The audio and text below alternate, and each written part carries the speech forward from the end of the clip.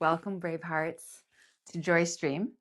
I'm Janelle O'Ryan, erotic wellness practitioner, advocate, and educational porn star. This is a place for me to share from this wild, erotic, galactic life that I'm living. There's no teaching, there's no preaching, but my hope is that you receive some sort of transmission from me of the nuggets of wisdom that I have gained from living this unique life. Okay, the first thing I'm so excited to show you is my coat. So I'm heading to New Zealand in the fall, October, November. It can be very rainy there. And clothing for me, it's one of the things that helps me feel alive. And I live in Colorado. It doesn't rain all that often. I don't have a raincoat. And so I went on a hunt. And this is what I found.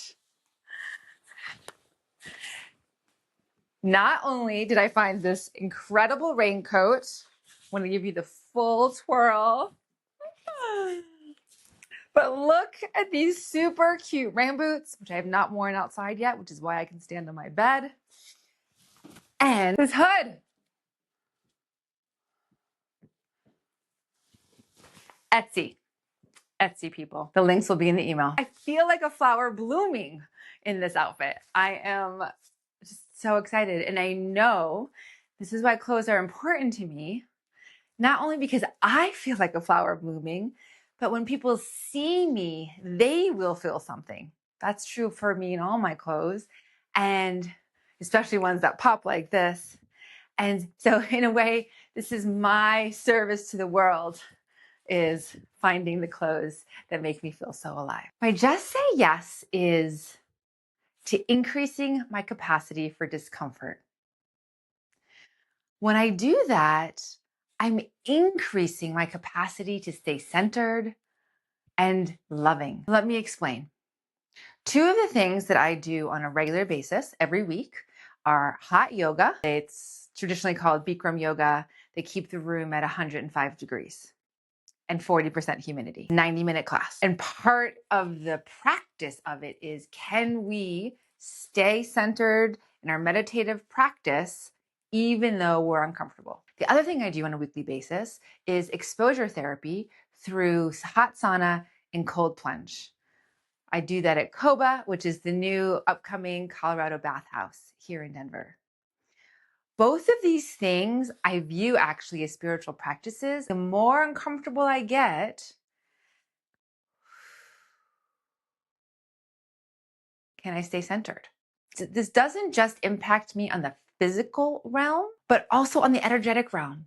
As the noise, right, and the vibration of everything that's going on in the world gets louder and louder and louder, can I stay centered? And what I have discovered is that when I increase my capacity for discomfort, I have a greater capacity to stay centered.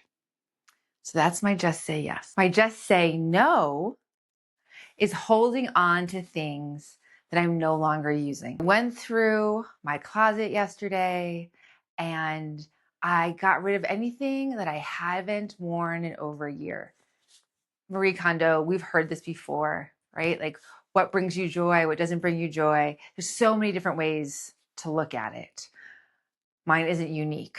Although I will say, maybe one thing that is unique is several years ago when I did this, I was actually high on mushrooms and I went through my closet and the question emerged, is this worthy of meeting the divine?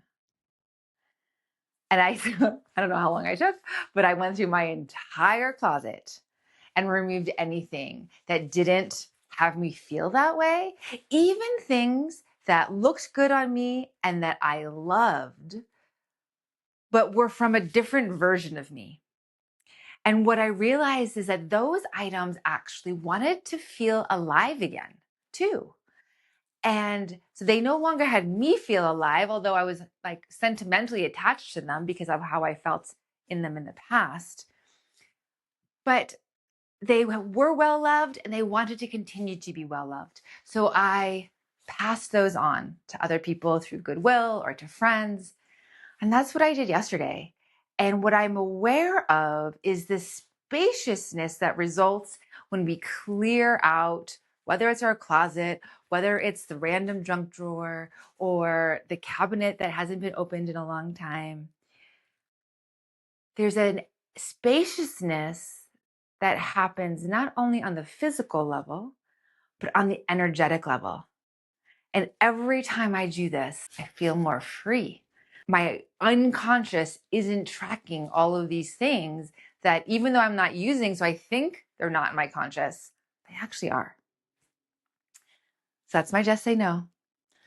Do you have something? Do you have a closet or a drawer or an area that could just really use some purifying? I invite you to see what happens. Okay, and now time for my just say wow. So I have a new kink that has been unlocked. And that is being the star of other people's fantasies. Being the babysitter, wearing the long dress, and someone is looking up her skirt. This man, whose fantasy it was, is in his 70s.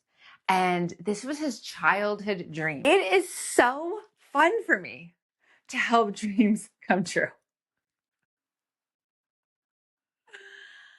Another client loves like slimy, messy textures.